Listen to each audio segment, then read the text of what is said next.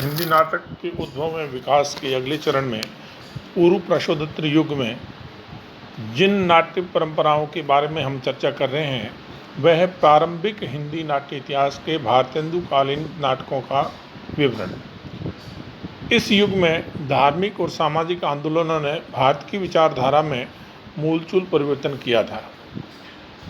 प्रार्थना समाज और अन्य सामाजिक और ऐतिहासिक अवधारणाओं के साथ साथ ऐसी बहुत सी प्रवृत्तियां देखने को मिली जहां पर विदेशियों के आक्रमण से भारत में एक राष्ट्रीयता की भावना और राष्ट्रवाद के प्रति भारतवासियों का एक विचार उत्पन्न होने लगा। स्वाधीनता की भावना भारतीय मस्तिष्क से कभी विलीन नहीं हुई और अंग्रेजी राज्यों के प्रति हमेशा भारतीय जनमानस ने एक आंदोलन के रूप में कार्य करने का प्रयास किया, परंतु वो अब तक इस मामले में पूर्णतः सफल नहीं हुए थे। ऐसे में अंग्रेज़ों द्वारा press act, vernacular press act, income tax act और ऐसी अनेक दमनकारी नीतियों के कारण न केवल भारतीय जनमानस में वरन भारतीय साहित्य समाज में भी इस तरह के आंदोलन शुरू हुए जो ऐसे काले कानूनों का विरोध करने लगा। इसमें भारतीय साहित्य भी अछूता नहीं रहा। हिंदी का नाटक इस युग में अपने एक विशेष स्वरूप को लेकर के विकसित हुआ, जिसमें भारतेंदु हरिश्चंद्र के साथ साथ किशोरीलाल गोस्वामी, खड़ग बहादुर मल, प्रताप नारायण मिश्र, राधाचरण गोस्वामी आदि के नाटकों में उनकी भूमिका के द्वारा ही ये राष्ट्रवाद और राष्ट्रवादी परंपरा उन नाटकों में देखने को मिली। उस युग के नाटकों की कुछ विभिन्न धाराओं में चीज़ देखने को मिलती है। उसमें पौराणिक धारा, इसमें रामचरितमानस और कृष्णचरित्र के लेकर के बहुत से ऐसे नाटक लिखे गए और अन्य आख्यानकों को लेकर के भी ऐसे नाटक लिखे गए। ऐतिहासिक धारा, राष्ट्रीय धारा, समस्या प्रधान धारा, प्रेम प्रधान धारा और प्रहसन धारा। प्रहसन नाटकों के माध्यम से भारतेंदु और अन्य नाटककारों ने हिंदी समाज को एक तरह से नाट्य परंपरा की नवीन श्रेणी को प्रस्तुत करने का प्रयास किया, वरन उसके साथ साथ इनके द्वारा भारतीय जनमानस में सहज ही एक राष्ट्रवाद की भावना भरने का प्रयास किया गया। रामचरित धारा में शीतल प्रसाद त्रिपाठी कृत रामचरितावली और देवकीनंदन त्रिपाठी कृत सीताहरण और रामलीला। कृष्ण प्रकार के नाटकों में भी इस तरह से अनेक विभिन्न धाराओं में नाटक लिखे जाने लगे, जिनमें बलदेव, दामोदर सप्रे शास्त्री, शिवशंकर लाल, जय गोविंद, बंदी दीन, ज्वाला प्रसाद मिश्र, बद्रीनाथ चौधरी प्रेमधन और वामनाचार्य गिरी इत्यादि अनेक उल्लेखित हैं। देवकी नंदन के नाटक साहित्यिक ने होकर के रंगमंच ज़्यादा थे और दामोदर सप्रे ने नाटक में रामायण की लीला पर विशेष ध्यान दिया था। इस युग के नाटकों में कोई विशेष स्वरूप देखने को मिला नहीं, परंतु आनंद रघुनंदन अनेक दोषों के साथ में उस युग की एक श्रेष्ठ रचना मानी जाती है। कृष्ण धारा में शिवनंदन साय, देवकीनंदन त्रिपाठी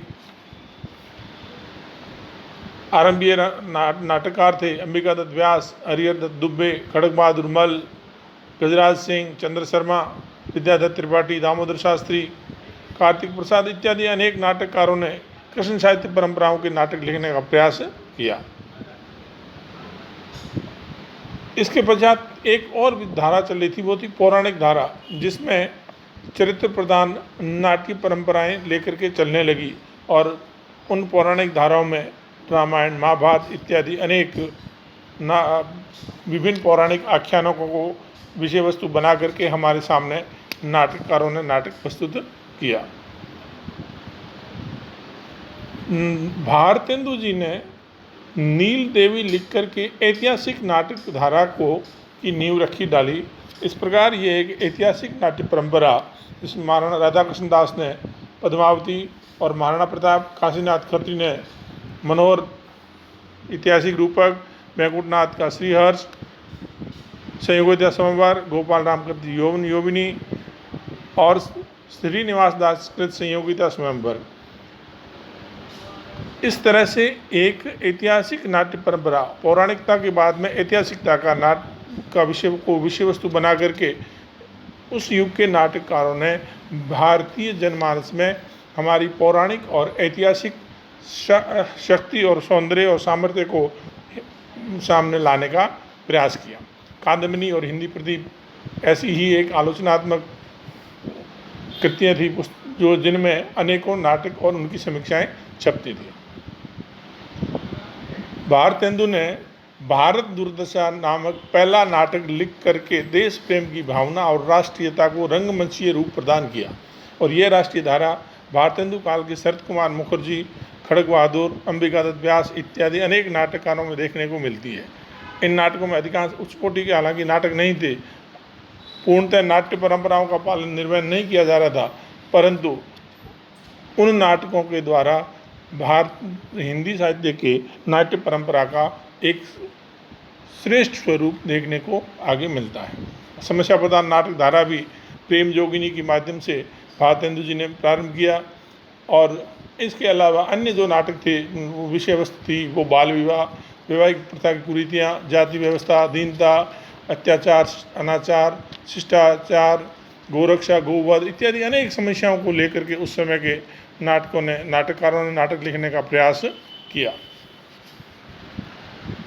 उपदेशात्मक नाटक ज़्यादा रहे, नारी समस्या और कलात्मक दृष्टि से ये नाटक लिखे जाने परंतु इनका इतना श्रेष्ठ रूप देखने को नहीं मिलता है। फिर भी जब भारतीय जनमानस में एक नवीन नाटक परंपरा शुरू की और वो थी अनुवाद की परंपरा, और ये अनुवाद परंपरा बंगला, अंग्रेजी इत्यादि संस्कृत के विभिन्न नाटकों के द्वारा इस युग में विभिन्न नाटककारों ने लिखा और यही वो नाटक की श्रेष्ठ परंपरा थी जिसने भारत के नाट्य इतिहास में, हिंदी साहित्य के नाट्य इतिहास में एक अपना श्रेष्ठ रूप दिखाने का प्रयास किया। कल हम इससे आगे वाली बात पढ़ेंगे।